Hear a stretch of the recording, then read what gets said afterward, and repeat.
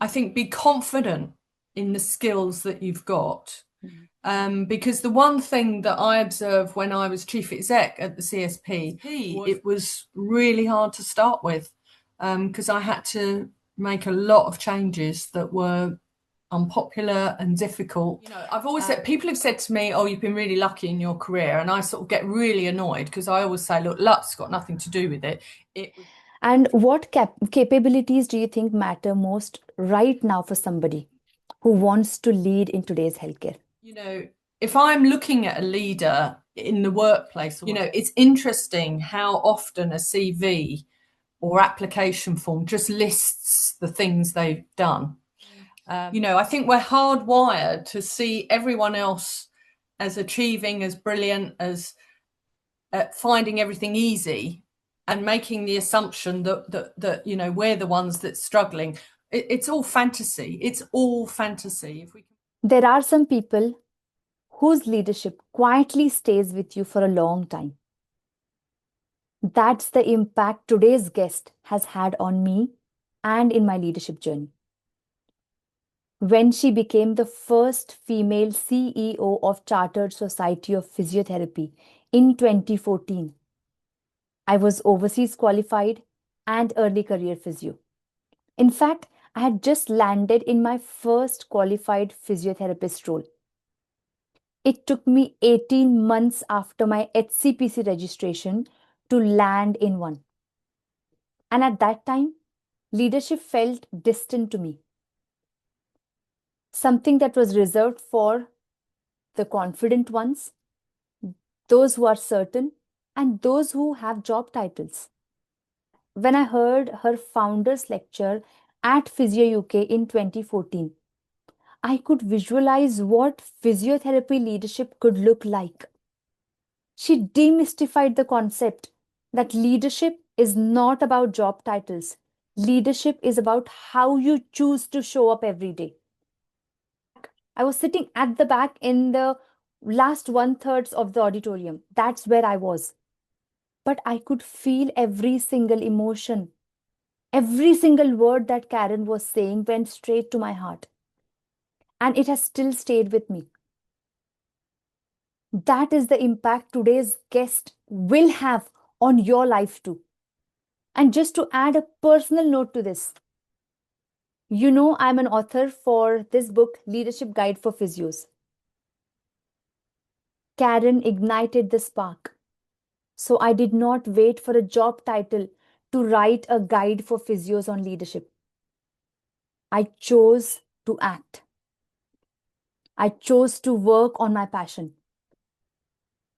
This is the story of one physio who was in that auditorium in 2014. I'm not sure how many more stories were quietly shaped with that one founder's lecture.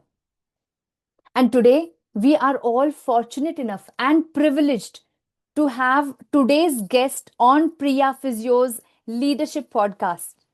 It is my honor to welcome Karen Middleton, former CEO of Chartered Society of Physiotherapy and its first female CEO. So please join me to welcome Karen Middleton. Karen, thank you so much for honoring this invite, and I'm thrilled, I'm excited to have you on the podcast. Thank you so much, and thank you for inviting me, Priya. It's a real pleasure and a privilege. Thank you, Karen. Let's dive into your early career. And I know you talk a lot about personal mastery as well. So before titles and influence, what did leadership personally mean to you in your early career?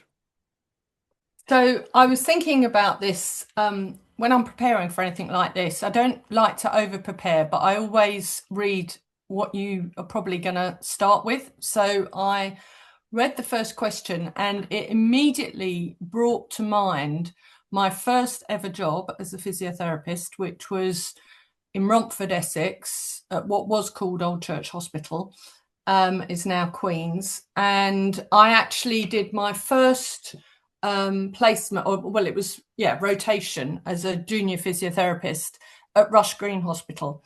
And what I was taken back to was the first person really that I thought of as a leader. and that was Caroline Toohey. I don't know what's happened to her. I don't know where she went after she moved on. But I remember her name, and I remember noticing her, not as a physiotherapist in the clinical sense, but in the way she was and the way she acted. And it had a very sort of personal resonance with me, because I think I was about 2 months into work, so 8 weeks, and I was working overnight. I was on call. I was always completely terrified about being on call, and I'd been called into ITU, and I'd been instructed by the consultant to stay in all night. I think we were extubating a patient. I can't remember the details, and respiratory was never my thing. But I just remember the consultant telling me that I had to stay there all night with this patient. And the next day, I got into real trouble with the superintendent physiotherapist, because obviously it was going to cost a lot of money, the fact that I'd been in all night, and also I was entitled to time off the next day because I'd been working all night. And I was just like horrified, because all I'd done was as instructed. And Caroline stood up for me. Caroline took the superintendent to task, and it was just one of those moments where she needn't have said anything. She stood up for her staff. For her, it was about doing the right thing. And I think it was my first glimpse of the thing that has always been so important to me, and that is integrity. And she was inspiring, and I would have done anything for her. And I think that was my first impression of a leader, somebody who thinks of their staff more than themselves.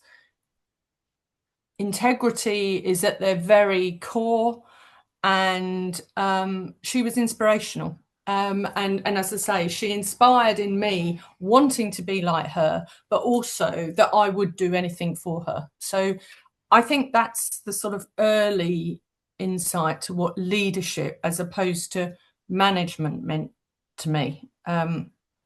Very, very early on, actually, and a very profound memory, because I can sort of see it and feel it even to this day, really. Thank you. And I think, Karen, what you've said resonates deeply with the teachings of Simon Sinek, who is also a leadership coach. He's an optimist. And he always says leadership isn't about being in charge of somebody. It's like taking care of those in your charge. And that's exactly what you've said just now. And I've always said, and I've talked about it when I've done presentations, and sometimes it lands well and sometimes it doesn't, that leadership is about love. And I think it's really caring for whatever it is you're doing, but also the people that you're trying to lead. And Caroline had it in, buckets. And also she was a really fun person. So, she had everything. Even at that very early stage, I felt it and saw it in her, and she was inspirational. So, yeah, I agree with you. Yeah, and Simon. Yes, thanks for sharing that. So the work that I did was very much around management, I would say, management skills and training. I did quite early on, I think it was a junior management program or it was junior management program, first line management really. And I would encourage anyone who hasn't done that sort of training as part of their degree, which perhaps people do now. It gave me some real basic tools around managing people, the operational management, which I think, as a leader, you can't get away from. You've still got to be able to do those things right and fairly. I think the other thing that I did, which I see now very much as part of my leadership development, was I took on other roles. I did other things. So as well as working in the NHS, I did some private practice, which gave me a whole new set of skills and broadened my horizon into doing to what it was like in other sectors. I did teaching. Again, this was all on top of what I was working at in the NHS. And also I became a CSP steward, which I've always said was some of the best training in management that I've ever had. And I think by taking on extra roles, I always describe it as going the extra mile.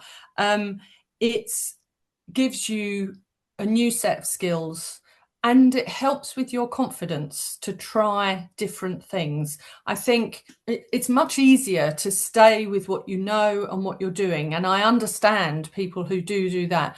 But the more you stretch your comfort zone rather than think about stepping outside it, the more you stretch that comfort zone, the more confidence you have. And you know, we may talk about the imposter syndrome. I think we need to get away from thinking that you can overcome that feeling. Every time I have started a new job in my whole career, I've been terrified. And I would challenge anyone who says that they're not frightened or worried or concerned about starting a new job. But the more you do new and different things, the more familiar you are with that feeling and know that it will go, or it will get better, or it will get easier. So, and the other thing that does is bring you into contact with many more different people. You know, physio on the whole, even now, even with having a much more diverse graduate workforce than it was in my day when I first started, you're still all physiotherapists. And so you've been selected for a certain sort of training. I think if you can do other things as well, whether in your work life or in your private life, it just expands your horizons, meeting other people. Was when I got to my first role where I stepped right outside physiotherapy, I went and did the King's Fund Senior Management Programme. And I had never done anything like that before in my life. And it wasn't about skills so much as about you as a person. And it was a very safe environment. It was, you know, they talked about, you know, unpeeling the onion and then putting it all back together again, all of that work, which was profound, absolutely profound in terms of the impact it had on me. So any work like that, I would commend to people, but it's not easy. And that wasn't until about 10 years into my career that I did that program. So yeah, and then my master's much later on was looking at the unconscious in organisations, and again that was very much about me as much as the organisation and the impact I was having. We all know that many physios and healthcare professionals lead without recognition. So they are leading in their everyday tasks, everyday responsibilities. What would you like to say to them? I think that one of the things that I think we underestimate when we talk about leaders is the real importance of you and who you are as an individual. And I don't think people should underestimate their very presence and what impact that has. You know, when you enter a room, when you're with a patient, you know, we all know the placebo effect. You know, just your presence has an impact, how you conduct yourself. It's not so much what you're doing, but it's how you're doing, how you're speaking to people. You know, I remember doing a very, very early sort of leadership program I was running. And I talked about you know, the person that stops you in the hospital and says, you know, which way is it to X-ray? You know, the difference between the person who says you turn left, turn right, second left, through the door, blah, blah, blah, to the person who says, oh, I know where it is, I can take you there. You know, that for me is leadership. And I think we mustn't forget those small leadership moments that we must keep practicing. And, you know, I would remind people who are early on in their career, think about going the extra mile, think about taking on something extra, but look at your local area of influence and what you can do. Yeah, so that's what I would say to physios early on in their career. Thank you. Really think about the impact you as an individual is having around those that you're with. So what we are alluding to is that you need to widen your horizon, learn from every single experience that you get, whether it's personal or professional, at workplace or elsewhere. Bring it to shine light on that. So you start believing that you are actually a leader without waiting for a job title. Because you know, Karen, systems usually reward job titles over real leadership impact. So for somebody who really wants to create that impact, they think, I'm not XYZ leader yet. So I'm going to wait until I get that title. So what do you think is the reality behind this? Why do you agree with this statement to start with, that systems reward job titles over real impact? So I think this is a really interesting question, and one that I think a lot of people get sort of obsessed with. First of all, I think anybody who's obsessed with titles probably isn't or shouldn't be a leader. I think there's a difference between progressing and earning more money, say, and leadership, because you can exhibit leadership at any level. You know, it's not about job title or salary. Leadership is a set of behaviours in my world. So I think we need to separate job title from leadership. In terms of impact, I think that that's where good leaders focus. So they're less concerned about job title and who they are and where they are in the hierarchy, and are focused almost exclusively on impact, or, as I used to say, the so what factor. So what difference do you make every day, whether it's to your patient, whether it's a group of patients, your local population, the staff you manage, or the organisation you run? What earthly difference do you make? And I think that that's absolutely where you have to focus your attention, regardless. And I think that anyone who's sort of obsessing about titles, particularly now in the system. So one of the things that's interesting when I'm coaching, some of the people that come and see me, you know, they've got to a crossroads in their working life and they're thinking about moving on, and, you know, they don't know where to go next. And, you know, I often get them to, you know, download a whole load of jobs. But I try and get them to ignore job title, because they're almost meaningless now. I mean, you know, some of them are so long because they sort of have to cover all sorts of, you know, roles. And some of them are just jargon that just don't mean anything. So I think, you know, I try and get them to look at what the job is there to do and what it's there for. So I think that focus on impact is critical, being able to measure that impact. And people will know. People will notice. And job titles and all the rest of it will come in time. The opportunities will come. You've just got to keep focusing on what difference you make. And I've always said, people have said to me, oh, you've been really lucky in your career. And I sort of get really annoyed because I always say, look, luck's got nothing to do with it. It was bloody hard work and opportunity. Opportunity, I know I have privilege, white, middle class upbringing, etc., etc. I know that I'm very privileged. But in order to take the opportunities that come your way, you have to put in the hard work, going the extra mile, the networking. In order that when those opportunities come, you're aware of them and you feel confident to have a go. That's my view on the issue of titles versus impact.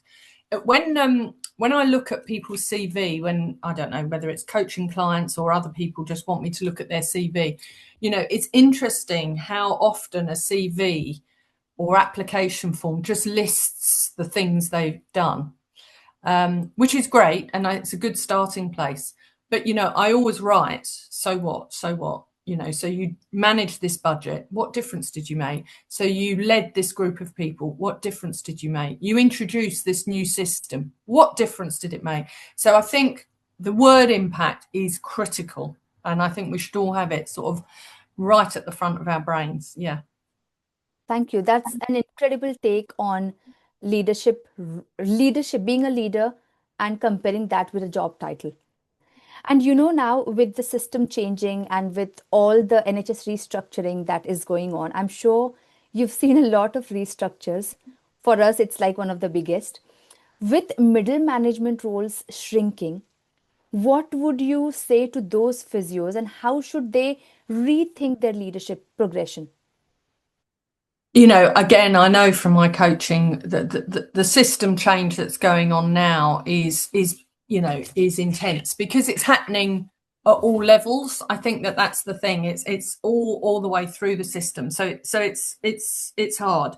But what I would say, and I'm not sure that this is reassuring at all, because I'm sure people said it to me as well, and I probably thought, God, what do they know? They've gone and past it. But we have seen it all before. There's been system change.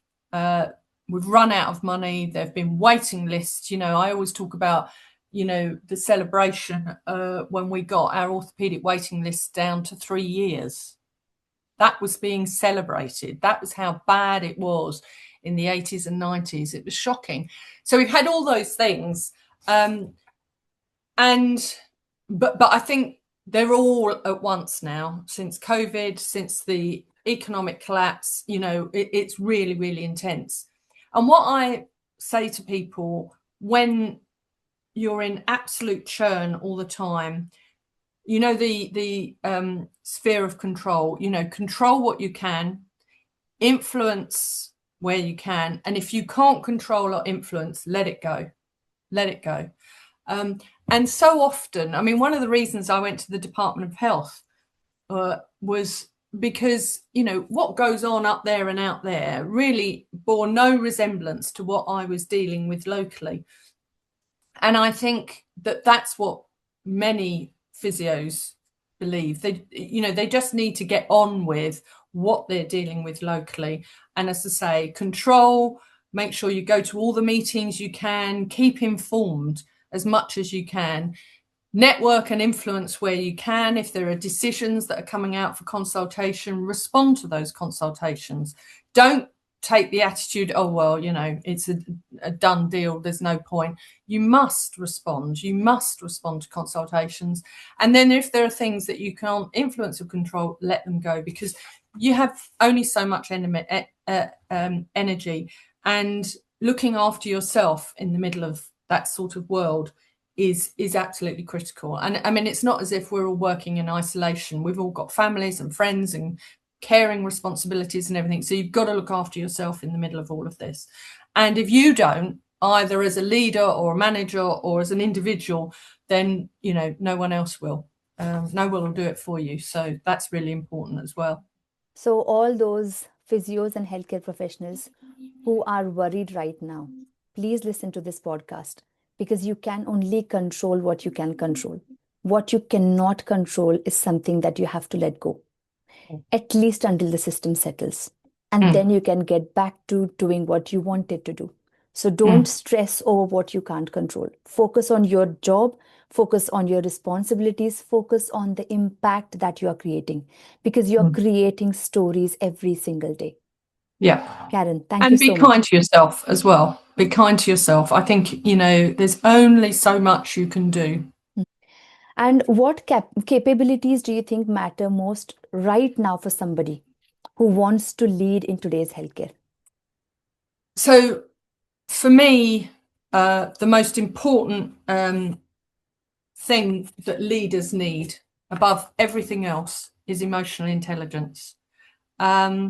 If you haven't got emotional intelligence and the various aspects of it, for a start, you're not very self-aware, so you won't understand what impact you're having on others. You won't be able to read a room. You won't notice what's going on for the people that you're trying to lead. So emotional intelligence is number one. I think being data literate is vital. You can talk about your impact, you can have the stories about your impact, but can you measure your impact? And can your service measure its impact? And, I've always said that clinicians are really good about talking about clinical impact, but can they talk about money as well?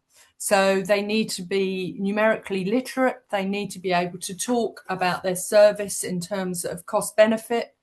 And then, of course,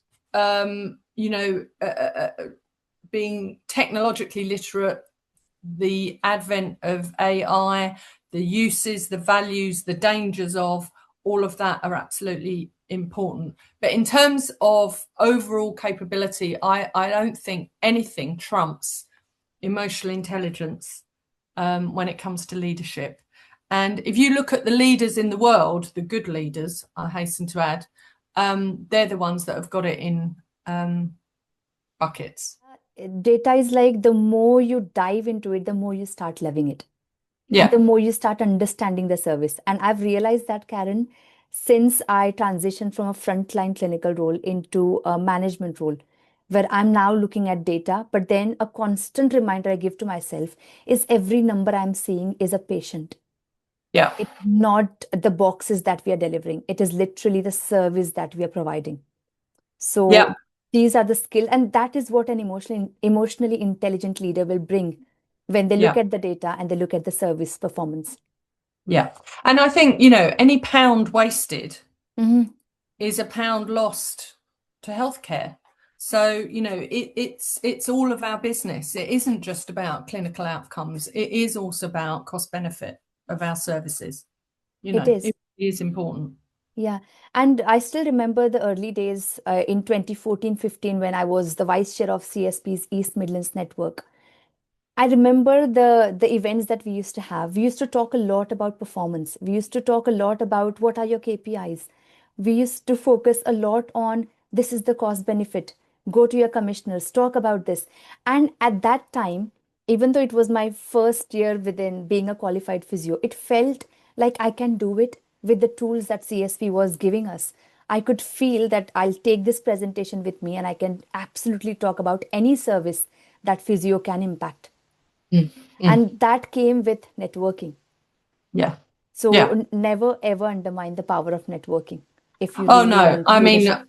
yeah. I mean, it's vital because if you don't know, someone will, Mm, and you can use them. And I mean, mentors. I mean, on the whole, people will always help if asked. So, the networking is how you find out who knows what and where you can then go to if you need help, if you need advice. So it's vital. And I think all of us dread that term in a way, networking. Oh, I'm going to a network. But it's just about making connections with people. That's all. And never ever forget that people may well want to make connections with you. I think we're hardwired to see everyone else as achieving, as brilliant, as finding everything easy, and making the assumption that we're the ones that's struggling. It's all fantasy. It's all fantasy. If we can blow that away and understand that everyone is human and vulnerable, and those that can be vulnerable are probably the best leaders, probably. Mhm. With everything that we're discussing, I think it's important for us to discuss the future of physiotherapy and AHPs, because the roles are evolving and the roles are being, so you've been asked to do a lot more in your roles. So how do you see that evolving right now with the current system restructuring that's going on? I think it's really hard. There's almost, for me, a dual sort of track that physiotherapists need to consider. One is about the profession and retaining what's unique, special, and impactful as a profession, but also being willing to change and adapt and be different and allow the profession to be different. And I think, every time there's a new innovation, there's uproar and then it settles down again. So I think for physios, for other AHPs going forward, I think be confident in the skills that you've got. Because the one thing that I observed when I was chief exec at the CSP was how significantly different the training has become.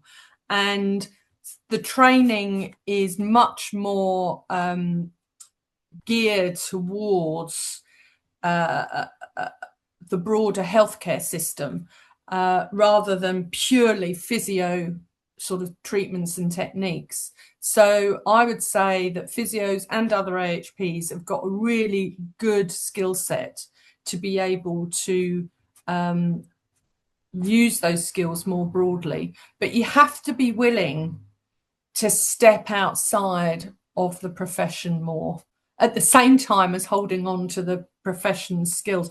I've always said I used my physio skills, I think, every single day of my working life. And it was only the first 10 years of my working life that I treated patients. You learn to communicate, you learn to assess a problem, diagnose a problem, motivate, communicate, plan, all of those things that you learn as a physiotherapist, you can translate into other worlds. So I think that the future is bright for physios and other AHPs, as long as you're willing to move sideways, expand your sphere of influence, really. Mm-hmm. So it's almost like protecting your profession and what you are known for, and also at the same time exploring what else is it that I can do as a physiotherapist. Yeah. That doesn't And make you be less of a physio. confident. Yes. Yeah. And be confident. I mean, that's always been my sort of bugbear.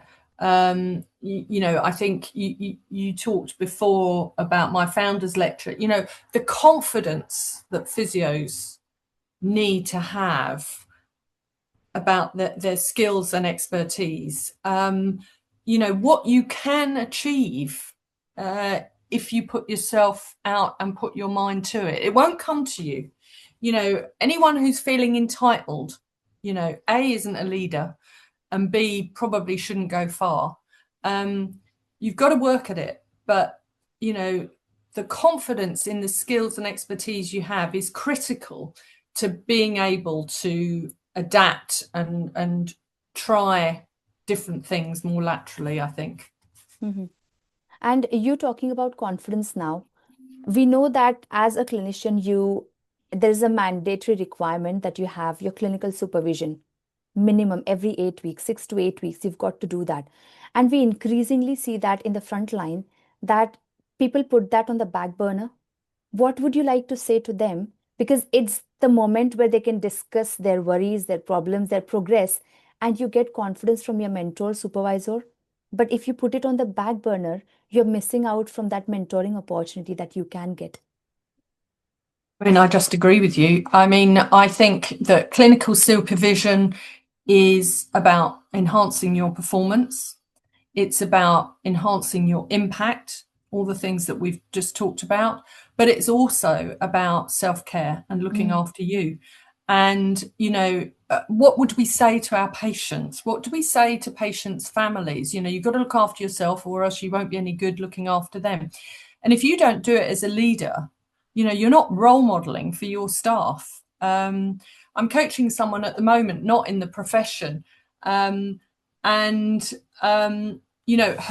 coaching objective is about her as a role model, because she's realized that all the things that her staff are doing are because she does them.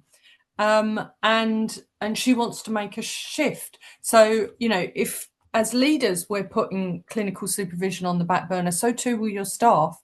And so then you end up with a situation where performance drops, impact drops, and you're probably more costly as a service, and you have burnt out staff. And I think particularly at the moment, with how difficult it is working in healthcare in general, in particular in the NHS, because of all the structural changes, it's sort of super important to look after yourself, and keep in place the boundaries that are so important to sort of mental welfare, really. Mm-hmm. So let's note down that as a tip, Karen, that Yeah. it's important. Clinical supervision is your self-care.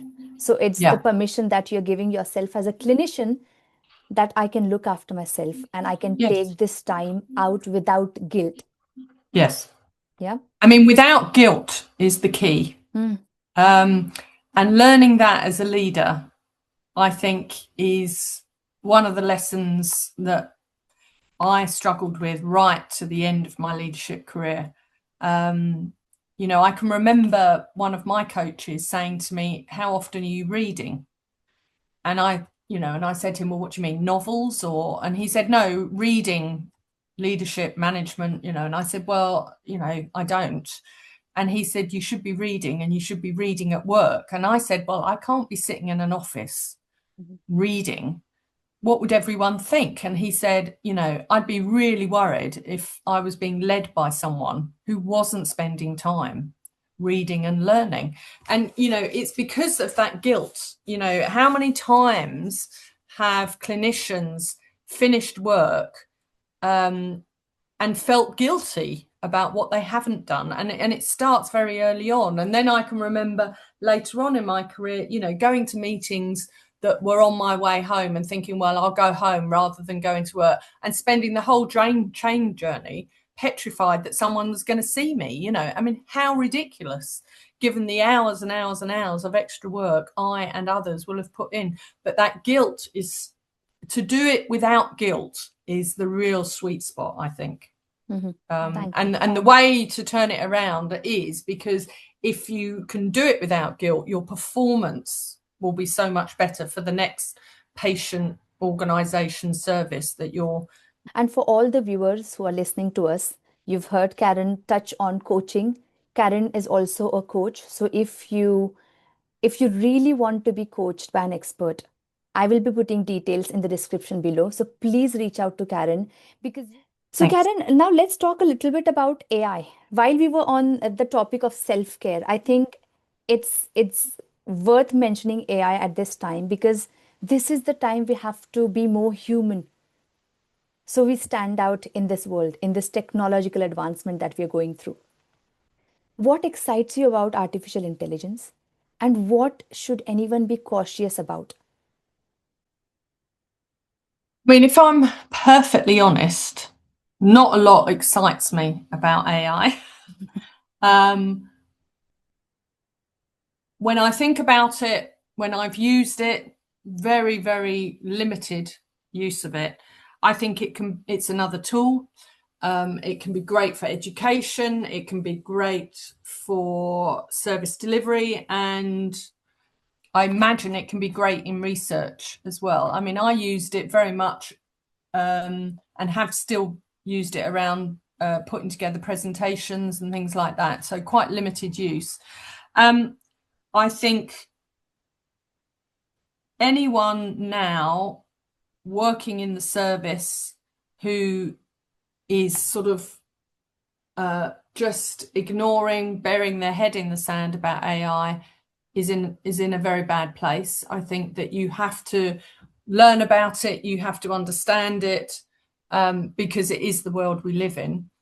But I think, I think two things. First of all, I think there's something about caution with it. Even last week, there was that issue with the police report about a football match that never actually occurred. So you have to double check some of the things that are being said to you through AI. So I think great care. But the second thing I think, and you said it, in that world, the importance of who we are as human beings, who we are as leaders, becomes even more critical. I was listening to a program about AI being used in counselling. And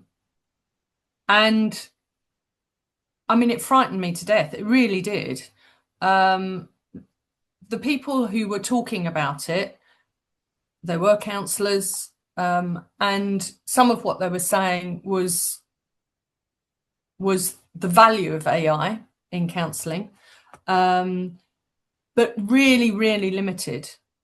And what was the gap was that human relationship that you have when you interact with someone. I mean, forget AI for a minute. Even if you take communication, digital communication, which, my stepkids, I mean, I think if they could get away with not talking, they would. They'd just WhatsApp us from different rooms. We all know the mixed messages, the, misunderstandings that take place with that sort of thing. And that generation, are not used to communicating in the way that perhaps we were.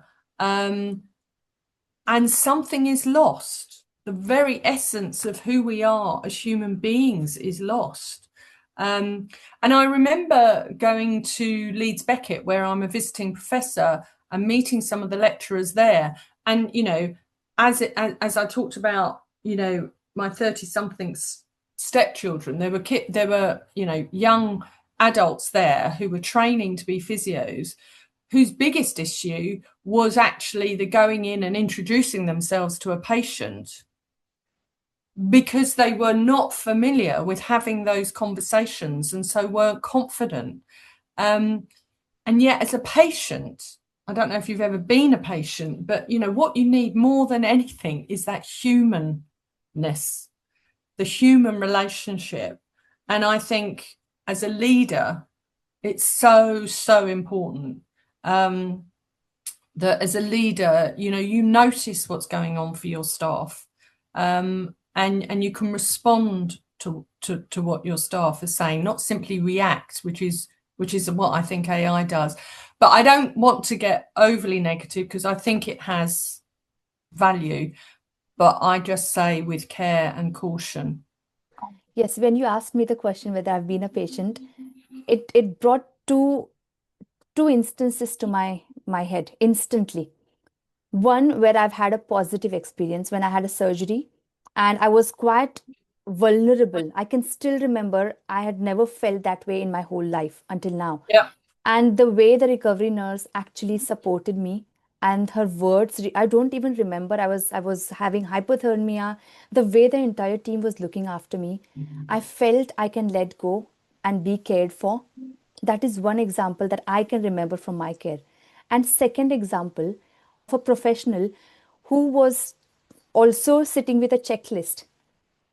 And for me as a patient, I wanted to connect with that professional so that they understand what I'm going through, my excitement, my nervousness, all of that. But then all I could see was a question was asked, a box was ticked, a question was asked, and I felt so disconnected. As a patient, I felt, look at me for once, look into my eyes, talk to me. I'm excited, I'm going to have a baby. But then I felt that there was a disconnect during that time. So, how you show yourself up when you are treating your patients, when you're liaising with your colleagues, when you're presenting in meetings, talks a lot about you as a human being, which Yeah. AI can never do. I agree. physios who are still looking to develop into portfolio careers, and they want to still explore leadership.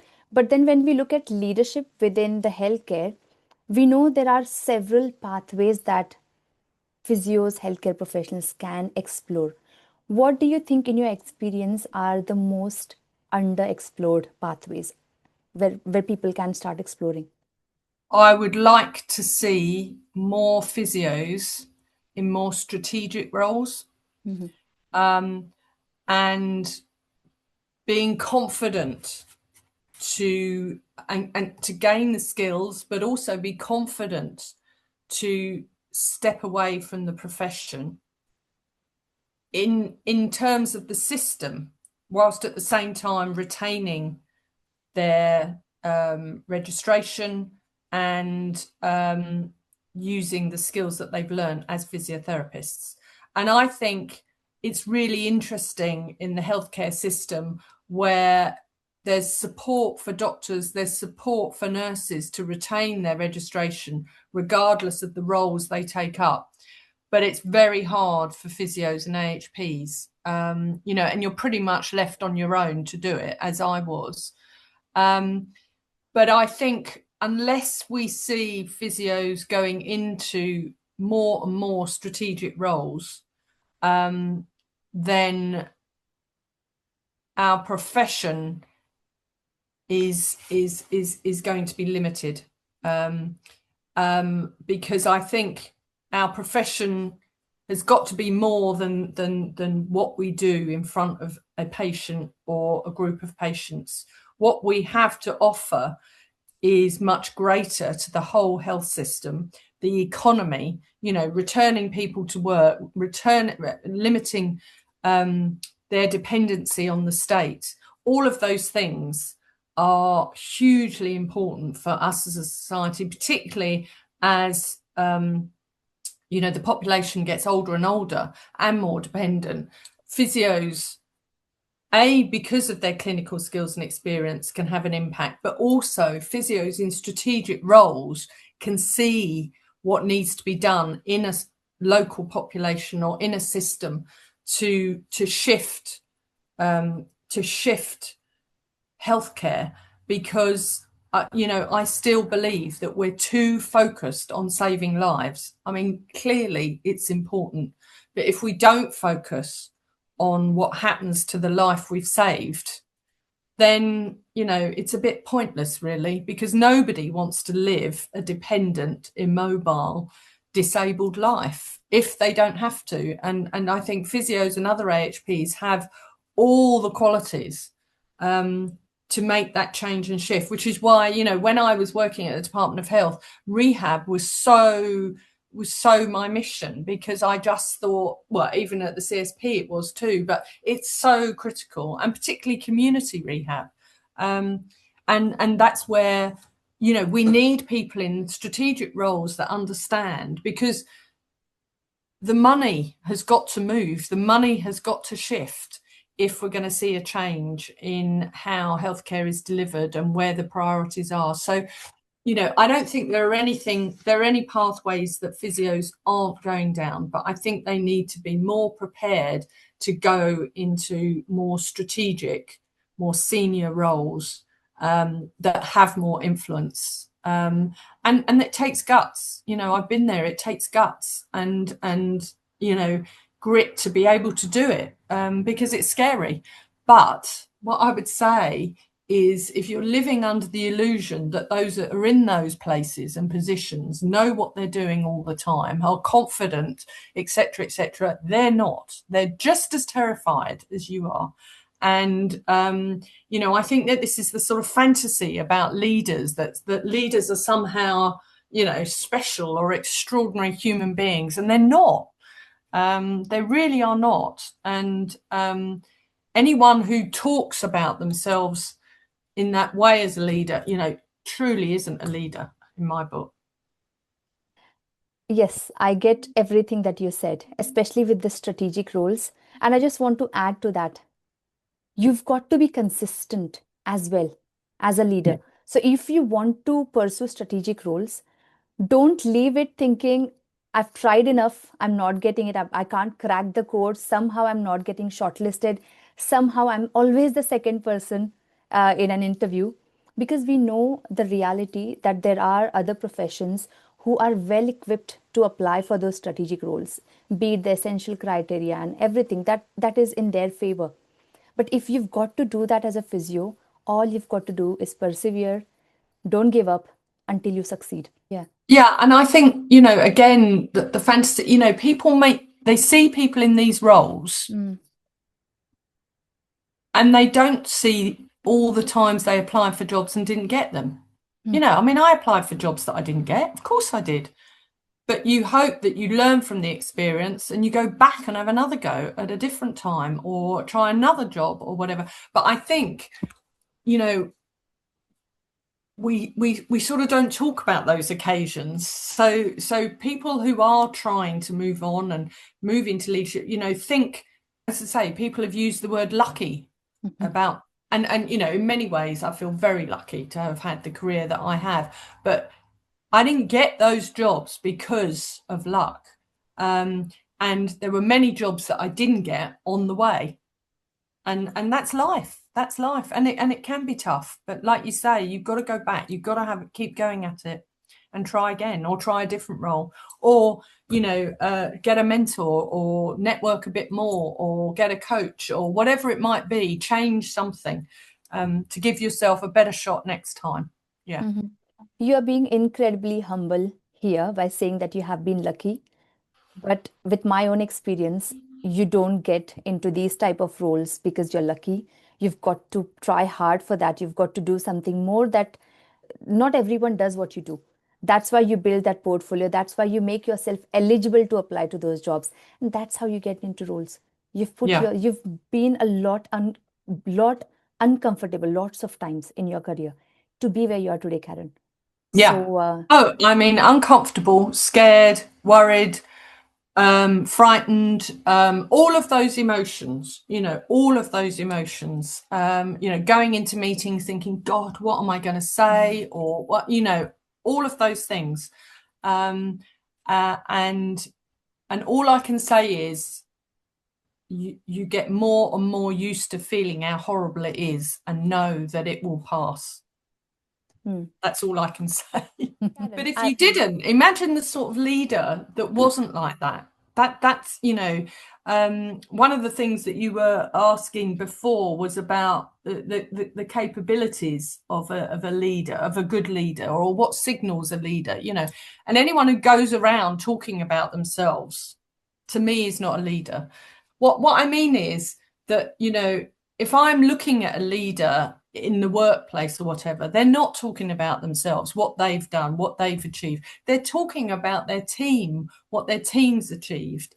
Those people that self-promote, remind you of what they've done or where they've been, or no, that's not leadership. That's just self-promotion. Fine. I have seen experienced leaders where you know that you've done the hard work. You've done everything to make sure that that leader has everything they need to present in that meeting at a big level.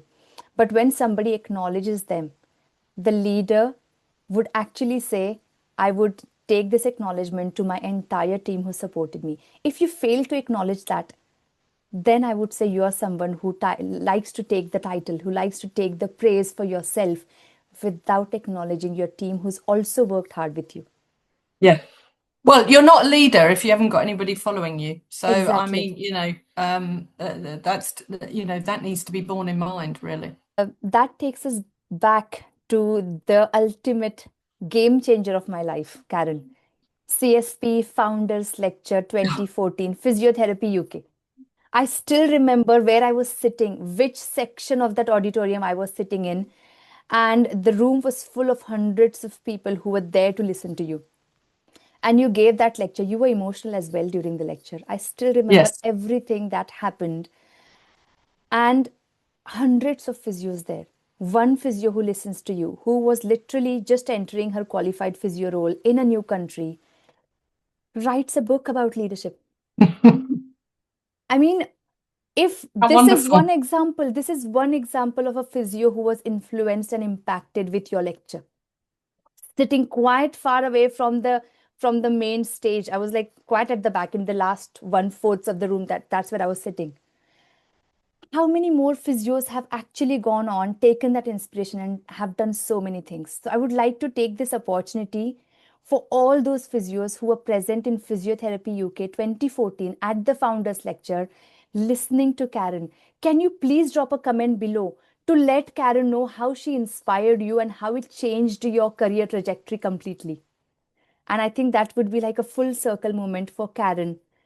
And she will be uh, pleased to hear all your stories. So please do mention in comments how Karen inspired you. And I'll share a personal story about that, Karen, if I may. Oh, yes, do. Yeah. I remember in 2015, my father came to the UK for the first time. And for me, it was a proud moment. And that was the very first time in my 25, 26 years of life that I sat down with my father talking about my career aspirations.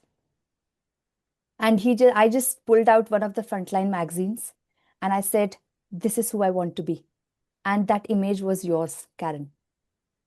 You on the Frontline cover when you were the CEO of CSP in 2014.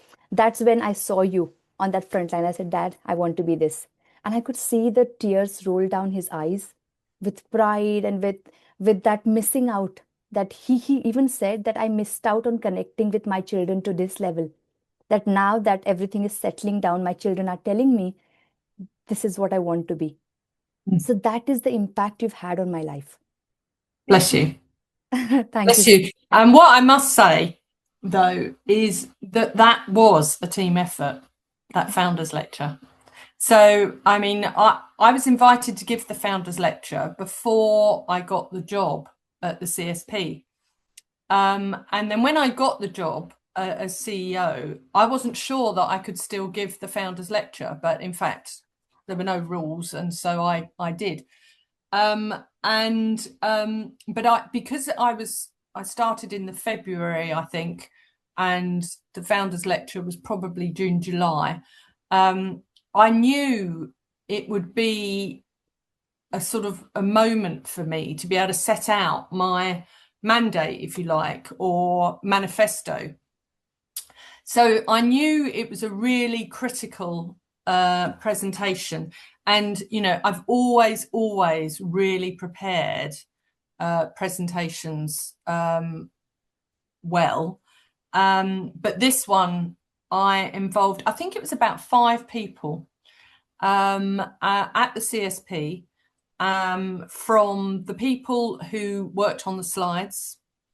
You probably don't remember, but the slides were particularly important because I had to do a sort of historical, because it was 100 years of the founders lecture. So they were particular sort of slides. From Steve Tolan, you may know, he was one of the professional officers at the CSP. He was very helpful. There are a whole range of people that I worked with, who helped me, who advised me, because I knew what I wanted to say, but I had to keep testing it out on how it would land. And I did get very emotional in it, because, and I could get emotional now as I think about it, but it was really close to my heart, what I wanted to say. But I knew that I couldn't, I didn't want to get awash with, emotion. I had some really clear messages that I had to give. So it was very much a team effort getting to that moment. And of course, and I just presented it. But they were fantastic, and they were people that who I was confident would say, "No, don't do that, Karen," or "That's a really bad idea," or whatever, because I didn't want to surround myself with people who were just going to agree with me. I needed people who were going to be critical friends, really. So I mean that was what went on behind the scenes, if you like, of that founders lecture. But yeah, the only sadness about the founders lecture was that I'd hoped my ex-principal of school, Helen Schaffner, was going to be able to be there, and she was poorly and wasn't able to be there, because when I sort of went through various things in my training and afterwards, Helen was the person who, you know, said to me, you can be whatever you want to be. And yeah, she was inspirational. So it would have been lovely to have her there, but I'm glad that it had an impact, and that's important. It's not just about standing up and speaking. It is about having impact. So thank you for that feedback. That's lovely. My pleasure. And the fact that I'm sitting here with you recording a podcast is an honor in itself. I was telling you earlier before we started the podcast that I couldn't find a single picture I clicked with you. And I don't know why I didn't click a picture with you ever. Maybe at the back of my mind, as an early career physio, I was thinking I'm not worthy enough to go and talk to Karen. And that's what holds most people back in their early career. They think, I don't think I should be talking to this person yet. And those years are lost. To say, yeah, there's two things. I hear this a lot. I hear this not in relation to me, I don't mean, but, you know, oh, I couldn't go up and speak to so-and-so. I couldn't, you know, go up and I'm not worthy and all of those things. So the first thing I'd say is most people in leadership positions have an ego of some sort, hopefully a managed ego so that they're not, you know, narcissists. But they will be flattered to be asked or spoken to, or, you know, unless they are, you know, really strange. So, you know, I think once in my life I've spoken to someone who gave me a real clear indication that, you know, I wasn't worthy of them. And then I never, you know, they burst the bubble on what I thought about them. So that's the first thing I would say. You know, don't assume that you couldn't possibly, because they will be delighted that you've come and spoken to them. The key is to find what the opening line is going to be. And then secondly, you know, this worthiness, this is the inner work that we all have to do, I think. And it will relate very much to our upbringing, our schooling, where we are in the family sort of with your siblings. All of those things have an impact on you and how you are. But surround yourself by people who make you perform more than you thought you could, that impact on you in a positive way, and go and work for people who you want to be like. You know, most jobs that you go for, you can do, and they may be very similar. The difference is the people you're working with and for. So, you know, if there are people that you admire, that inspire you, whatever, look at the jobs that they're doing and whether you can go and look for work working for them. Because I do think that, as I said earlier, you know, we're almost hardwired to be negative about ourselves. But if we surround ourselves with people who make us feel better,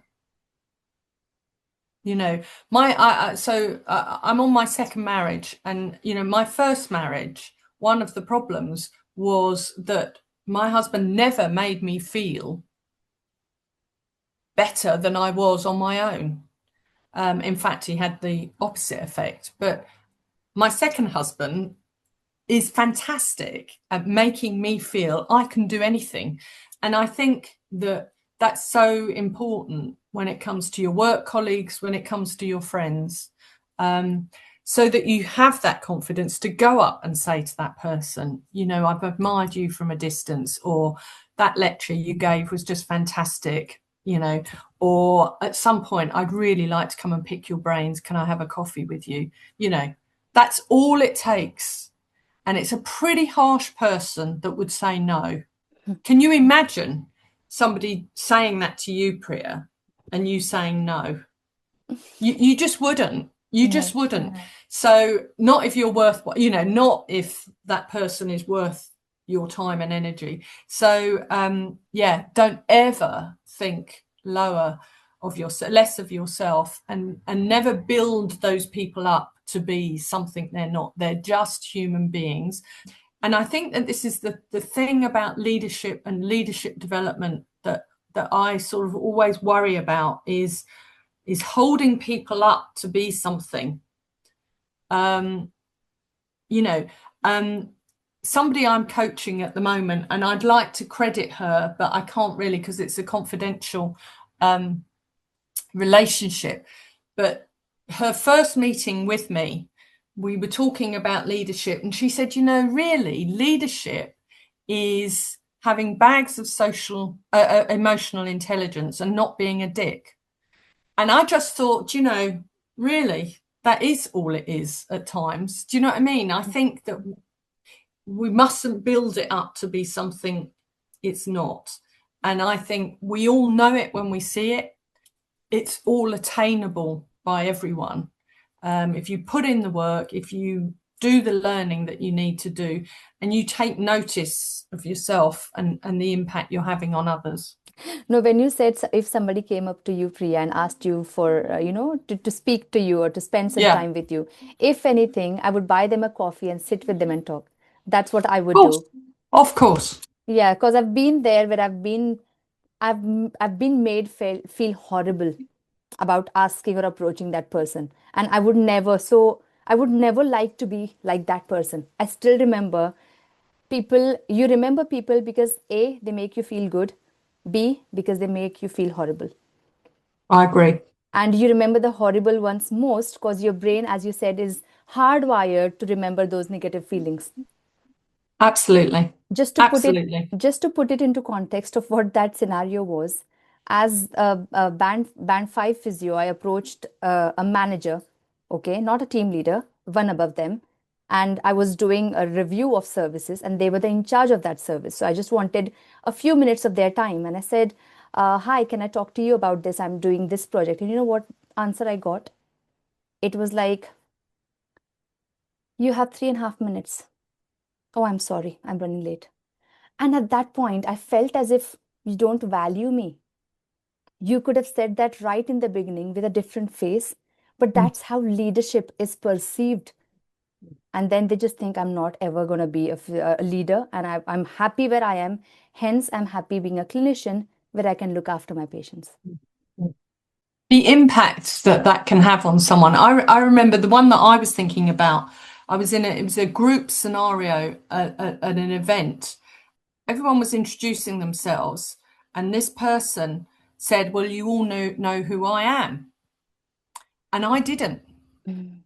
And so I said, "I'm sorry, I don't." And then she gave me her name, and I said, "I'm sorry, I still don't know who you are." And she was so angry that I didn't know who she was, but I genuinely didn't. And it stayed with me because, and this is going to sound like name dropping, but it isn't.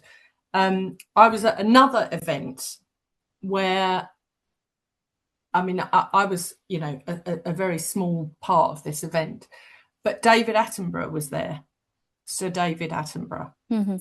He went round and he introduced himself by name and broadcaster and presenter to every single person there. There wasn't anybody in that room who didn't know who he was. They didn't need to be introduced. But he did that. And I just thought, actually, that's a leader. And she wasn't, And that's where I think, people who get caught up in their own self-importance have they may have been a leader once and they've just gone down the other side, or may never make that leadership role, really. Because I do think leadership is a set of behaviours rather than a job title.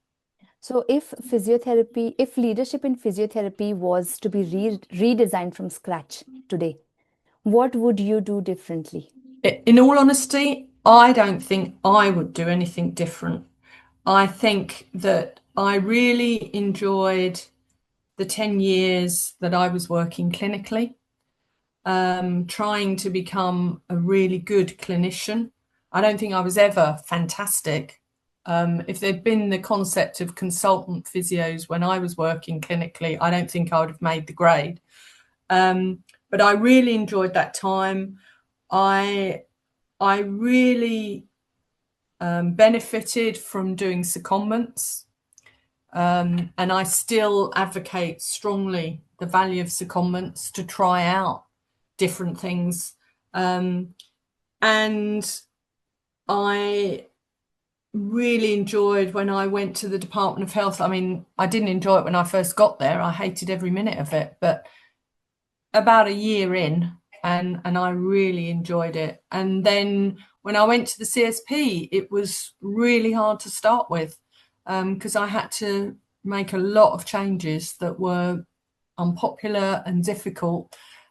But I think, and that's why I do feel very lucky to have had the career I had. Would I advise anyone to do anything different now? I think be a bit careful about wanting to move up too quickly. I think, the first 3, 4, 5 years of qualifying as a clinician, just get your clinical skills, hone them, because having that credibility later on as a clinician is amazing to have. And then when you feel ready, perhaps, to move into more non-clinical roles, I think, moving sideways it is worth thinking about, to get the breadth of experience and expertise in healthcare. I think there's less demarcation now. I'd like to think there's less resistance to moving between the private sector and the NHS. When I, early on, that was a real no-no. You either went one way or you went the other. And I think now there's the possibility of moving backwards and forward, and I think that that's great. I think, this is slightly an aside, but I think it's critical for physios, every profession really, to sort of get a grip on your financial position and where it's going to go in the future, and get good financial advice for your own personal situation, and don't be afraid to ask for help. Seek out mentors, that they give of their time freely, and the wisdom of someone else who's been around the block, who's seen it, is invaluable to you. So I personally, I don't think I would have done anything different, largely because at the end of the day, it all worked out for me. And I'm very conscious of that, but it wasn't without the jobs I didn't get, and it wasn't without making mistakes. I just hope that, I learned from them. But, we're all human. At the end of the day, we're all human. Great. I think you've already designed leadership in physiotherapy from scratch. For the 10 years that you've worked with the CSP, that's exactly what you were doing. And I'm like the live example of that. How did I get from band 6 physio to a band 7 management role to a band 8A? Everyone that I meet now, they ask me, how did you do that? I mean, who taught you about this? I said, no one. The projects that I was taking on were teaching me something about what I had to do in the next job. That's it. So you've actually already done your work about leadership in physiotherapy. So thank you so much, Karen. It was a pleasure having you on the podcast. You're welcome. To be honest, every single viewer, I will say sit with a pen and paper, because these were golden nuggets that Karen was dropping. The way she talks, the way she interacts. I mean, be a sponge. If you're listening to us, be a sponge and absorb every single leadership trait that you can from Karen. because you will thank yourself later for this 1 hour podcast and the changes that that took place in your life. And if this podcast changed your life, so don't worry if you missed the 2014 lecture. If this podcast changed your life, please drop us a comment of how you've taken the next step or the next difficult decision and it changed everything in your career or the way you think. Thank you, Karen. You're welcome. Thank you.